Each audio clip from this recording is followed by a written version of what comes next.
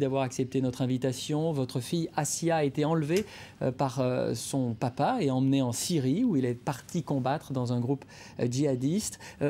À quand remontent les dernières nouvelles de votre fille qui n'a que 23 mois? Oui, alors aujourd'hui elle a 23 mois. Donc les dernières nouvelles de ma fille remontent à mi-janvier.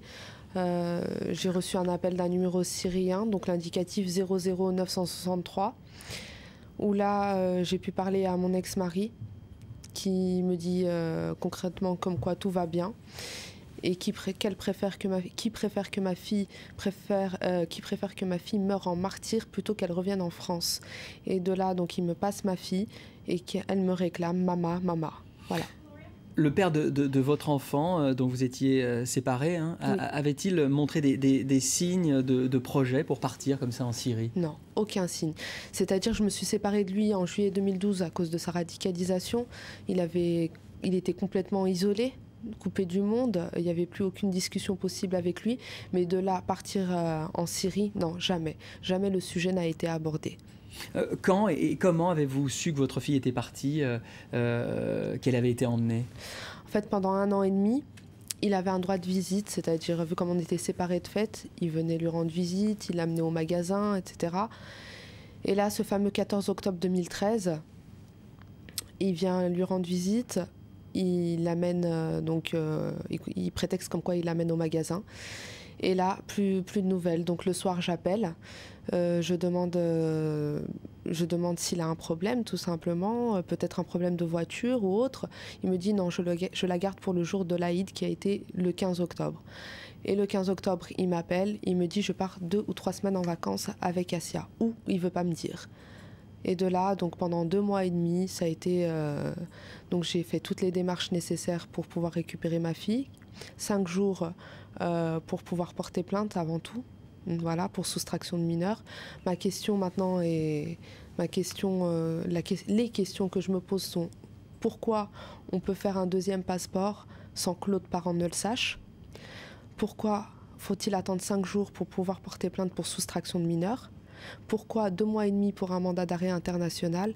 Et pourquoi ne dit-on pas concrètement que ma fille, elle est otage en Syrie? Justement, c'est ce que vous attendez là des autorités françaises? Oui, tout simplement j'attends que Assia, française, âgée de 23 mois, enlevée à l'âge de 18 mois sur le sol français par un Français qui est parti rejoindre un groupe djihadiste, qu'on lui donne ce statut officiel d'otage, car ça fait d'elle la plus jeune otage française.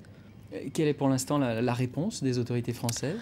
Alors après parce que j'avais fait une conférence de presse donc fin décembre, j'ai été reçue à l'Élysée par un homme de qualité, donc qui est le conseiller de justice du président de la République, à qui j'ai accordé ma confiance. Mais le problème reste donc au niveau des ministères. Par la suite de ma conférence de presse, le ministère de la Justice, alors que j'avais reçu un courrier de la présidence de la République disant concrètement comme quoi la garde des Sceaux elle-même était au courant de l'affaire, ont répondu à vos confrères comme quoi ils n'étaient pas du tout au courant. Et le ministère des Affaires étrangères, après 2 mois et demi, ne s'affole pas, répondent comme si ma fille était en condition de vacances. Donc pour l'instant, il ne s'agit que d'un Français qui est parti avec un enfant en Turquie.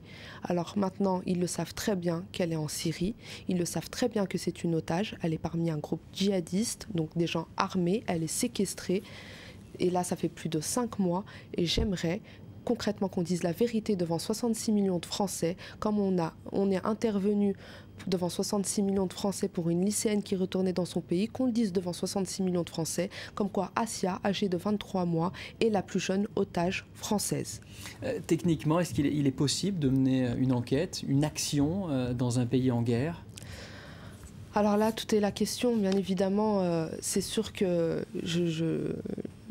je ne veux pas dire qu'avec ce statut d'otage, on va déplacer toutes les montagnes. Non, mais c'est une vérité. C'est un minimum de respect, par respect pour ma fille et par respect pour moi-même qui suis sa mère. On doit reconnaître ce statut, on doit dire la vérité. C'est mon combat aujourd'hui. Et aussi mon combat aujourd'hui, c'est à travers ça qu'il n'y ait plus d'autres Assia sur le sol syrien. C'est un pays en guerre. La Syrie, les Syriens eux-mêmes fuient leur pays. C'est légitime pour la sécurité et l'avenir de leurs enfants. C'est quelque chose qui est totalement vital. Moi, les questions avec lesquelles je vis tous les jours, c'est est-ce qu'elle boit, est-ce qu'elle mange, est-ce qu'elle se lave, qui s'occupe d'elle? Tout ça, je vis concrètement dans l'angoisse. Chaque seconde compte. Chaque seconde compte dans mon combat. Y a-t-il d'autres mamans qui sont dans votre situation aujourd'hui? Alors, d'autres moments dont l'autre parent a pris un enfant. Alors non, je ne suis pas au courant. Donc malheureusement, les autres sont partis d'eux-mêmes. Après, ça parle de jeunes adolescents qui ont été endoctrinés. Donc, pour moi, ne sont pas partis faire le djihad, mais une hijra. Donc, ils ont été endoctrinés, ils ont été influencés par leur bonté de cœur. Il faut savoir que ça n'a rien à voir avec de l'islam. C'est tout simplement des méthodes sectaires. Voilà. Et pour moi, c'est au gouvernement français de faire en sorte de protéger les enfants qui sont les enfants de la République. Et Assia doit revenir dans son pays qui est celui des libertés fondamentales et non celui de l'obscurantisme et de la négation de l'autre. Merci Myriam Rahiem d'être venue faire cet appel sur le plateau de France 24 aux autorités françaises. Sans transition, on passe à l'actualité sur le net. Ce qui fait le buzz, c'est tout de suite sur France 24.